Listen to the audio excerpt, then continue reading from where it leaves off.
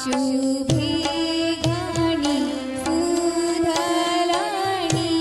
બુટાદાર શોભે ઘણી સોથલણી બુટાદાર હીરના ચીર ચમકે છે સોનેરી તાર હીરના ચીર ચમકે સોનેરી તાર અંગર કી અંગમાં તે ઓપતિયા પાર વાલમજી જીવો ઘણો ઘનશ્યામ વાલમજી જીવો ઘણો ઘનશ્યામ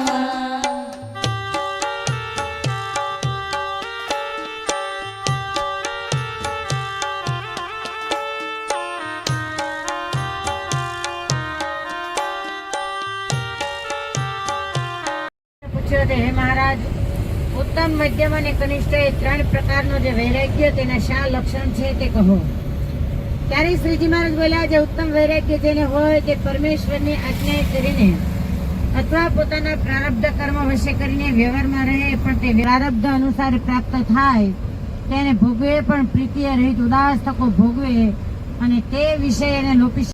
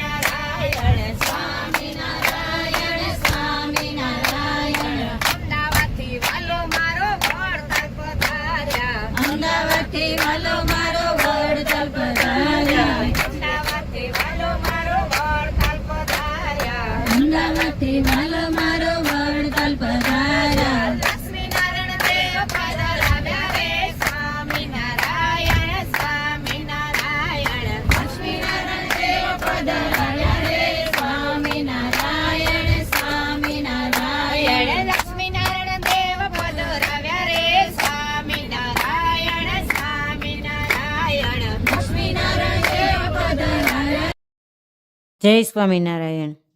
હવે અમે અમરકંટક તીર્થની અંદર આવેલ અનેક તીર્થોના દર્શન કરવા માટે જઈ રહ્યા છીએ. અમરકંટક વિસ્તાર બહુ મોટો છે અને એ વિસ્તારમાં અનેક તીર્થો છવાયેલા છે, જેને તીર્થની ભૂમિ કહી શકાય.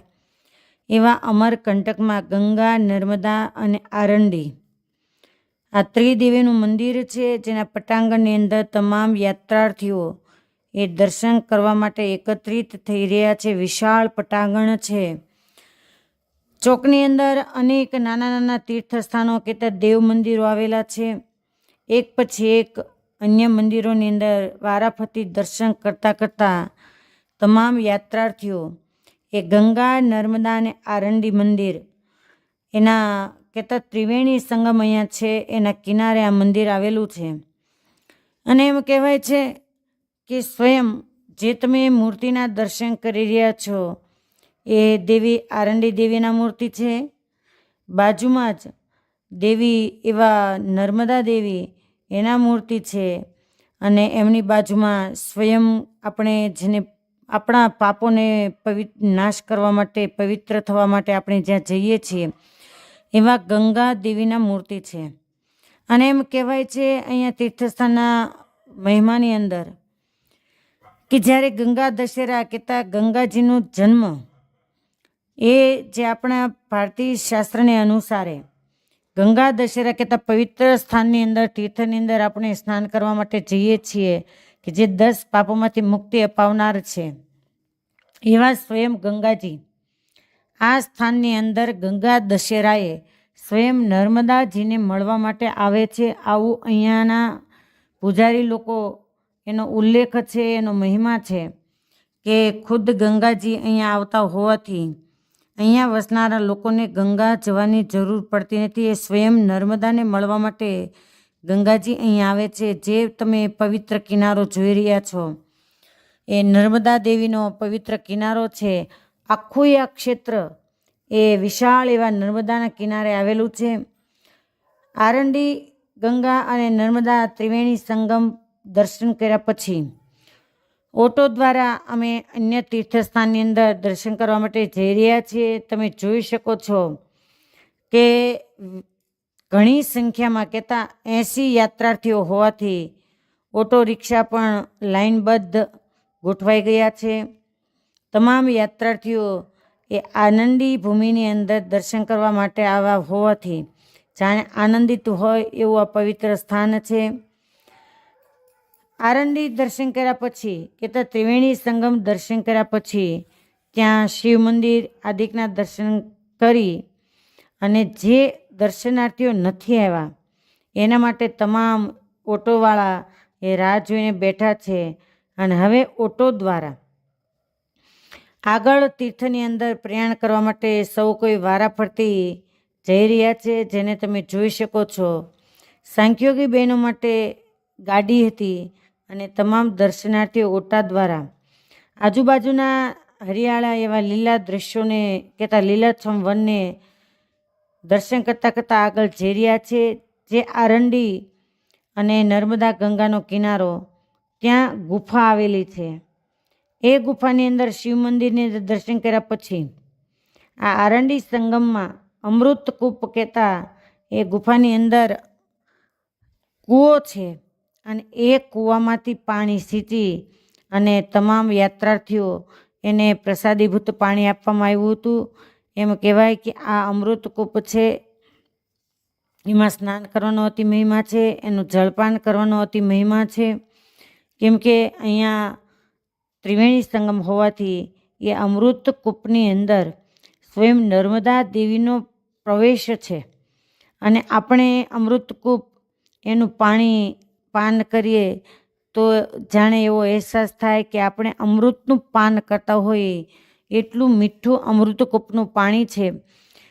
જે ગુફાની અંદર ભગવાન રામચંદ્ર, મા જાનકી અને લક્ષ્મણજીની સાથે હનુમાનજી મહારાજ એમના મૂર્તિઓ કહેતા મંદિર આવેલું છે. અમૃતકૂપની અંદર જવાનો આ રસ્તો અને જે તમે જોઈ રહ્યા છો અંધારા જેવું દેખાય છે અને ત્યાં આ કૂવો આવેલો છે, જેની ગરેડી દ્વારા એક ડોલ રાખવામાં આવી છે ને સિંચી અને જે દર્શનાર્થીઓ આવે એ દર્શનાર્થીઓ અહીંયા પ્રસાદીભૂત જળ એને મેળવી રહ્યા છે. અને અમે પણ કેવી રીતે એ જળ લીધું હતું એને તમે જોઈ શકો છો. હવે અમે કપિલધાર પહોંચી ચૂક્યા છીએ. મહાન કપિલ, જેને સાંખ્યોગના પ્રદાતા કહી શકાય એવા કપિલ મુનિ, મા દેવહૂતિના પુત્ર, એ જ કપિલ ભગવાન, એનો અહીંયા આશ્રમ છે, જેની અહીંયા તપસ્થલી છે. અને એ કપિલ ભગવાને તપ કર્યું અને સ્વયં નર્મદા દેવી એ ગંગા સ્વરૂપે પ્રગટ થયા એવું આ કપિલ ધારા તીર્થ છે, જ્યાં કપિલ ભગવાન એનો આશ્રમ આવેલો છે. કપિલ ભગવાન એમના તપસ્થાને જે ધારા રૂપે ગંગાજી પ્રગટ થયા ત્યાં દર્શન કરવા માટે જઈ રહ્યા છીએ. જે રસ્તા ઉપરના દ્રશ્ય તમે જોઈ શકો છો. અહીંયા વધારેમાં વધારે જો કોઈનો ભય હોય તો કોઈ અન્ય અંજાન વ્યક્તિનો નહીં પણ વાનરનો. અને તમે જે જોઈ શકો છો ત્યાં લાઇનબદ્ધ લોકો આ ઔષધિઓ વેચવા માટે બેઠા હોય છે. એના ઉપરથી જાણી શકાય કે અહીંયાના લોકો ઔષધિની અંદર જાણવામાં અતિ કુશળ અને પારંગત છે. નાગફળી બીજા ઔષધિના નામ તો અમને આવડતા નથી અને પૂછ્યા પણ યાદ પણ રહ્યા નથી.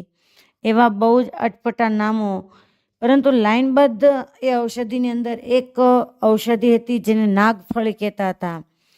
હવે આપણને તો ખબર નથી, કેમ કે આપણે તો હવે ડૉક્ટર જેમ બતાવે એને જ અનુસરનારા થઈ ગયા. વિદેશી એવી દવાઓને સેવન કરતા હોવાથી આ ઔષધિનું આપણે સેવન કરતા નથી અને શું ઉપયોગ થાય એની આપણને પણ ખબર નથી. પરંતુ ત્યાંના લોકો આ ઔષધિઓનું વધારે સેવન કરતા હશે એવું અહીંયા જે વેચવાવાળા લોકો છે એના ઉપરથી અનુમાન કરી શકાય. હવે તમે જે જોઈ શકો છો એ કપિલ ધારા બહુ જ ઊંચા પર્વત પરથી નીચે ખીણની અંદર વહી રહ્યા છે. ધારા રૂપે પર્વતમાંથી પ્રગટ થાય છે.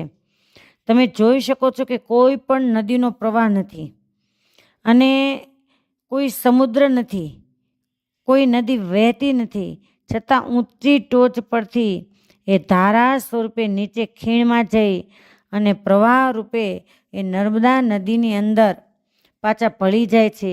એવું આ પવિત્ર કપિલધારા તીર્થ છે. અહીંયા જ્યારે દર્શન કરવા માટે આવીએ ત્યારે મનની અંદર અતિ શાંતિ થાય, કેમ કે આ ભૂમિ જેવી છે કે જ્યાં અનેક મહર્ષિઓએ તપ કર્યા છે અને પરમાત્માની પ્રાપ્તિ કરી છે. તો જે તપસ્થાન એ ઋષિમુનિઓનું હોય એ જગ્યાએ જ્યારે આ જીવાત્મા આધિ વ્યાધિ અને ઉપાધિ એ ત્રણ તાપમાં સપડાતો કહેતા ત્રિવિધ તાપની અંદર સબળતો જીવાત્મા જાય એટલે સહેજે એને સાચા સુખની અનુભૂતિ થાય છે. તમામ બહેનો એ કપિલધારા ઉપર ટોચ પરથી નીચેના દ્રશ્યો એને નિહાળી રહ્યા છે. કપિલધારાના દર્શન કર્યા પછી અમે દૂધધારા, એ પણ અમરકંટક ક્ષેત્રની અંદર જ આ તીર્થસ્થાન આવેલું છે, પરંતુ દૂધધારા જવું એ થોડું અઘરું છે. તમે જોઈ શકો છો કે આ બ્રહ્મગીરી જ્યારથી ચડવાનું ચાલુ કર્યું ત્યાર પછી એક એક તીર્થસ્થાનની અંદર કંઈક ને કંઈક ચડાણ ઉતાર એ આવે જ છે. જે દૂધધારા ત્યાં દુર્વાસા મુનિ એણે તપ કરેલું, અને આપણે સૌ કોઈ જાણીએ છીએ, દુર્વાસાના પરિચિત છીએ કે ક્રોધનું સ્વરૂપ જેને માનવામાં આવે એવા દુર્વાસા મુનિ એના તપ સ્થાને જ્યારે જઈએ છીએ ત્યારે સહેજે કઠિન યાત્રા બને, કારણ કે દુર્વાસા મુનિ પણ કઠોર તપશ્ચર્યા કરી હતી અને સ્વભાવે થોડા કઠોર હતા, એટલે ત્યાં સહેજે પહોંચવું એ પણ કઠોર બની શકે. બંને બાજુ સરસ મજાની પર્વતમાળાઓ અને ઉપર નજર પણ ન પહોંચી શકે એવા વિશાળ વૃક્ષોથી આ પર્વતમાળા એ ઘેરાયેલી છે. જાણી શકાય કે જે દૂધધારા એનું તમે દ્રશ્ય નિહાળી રહ્યા છો એ પણ પર્વતમાંથી કહેતા પથ્થરમાંથી જ જેની ધારાઓ વહે છે. એ દૂધધારા એના તમે દર્શન કરી રહ્યા છો. આ જ જગ્યાએ દુર્વાસા મુનિ મહર્ષિ એણે તપ કર્યું હતું.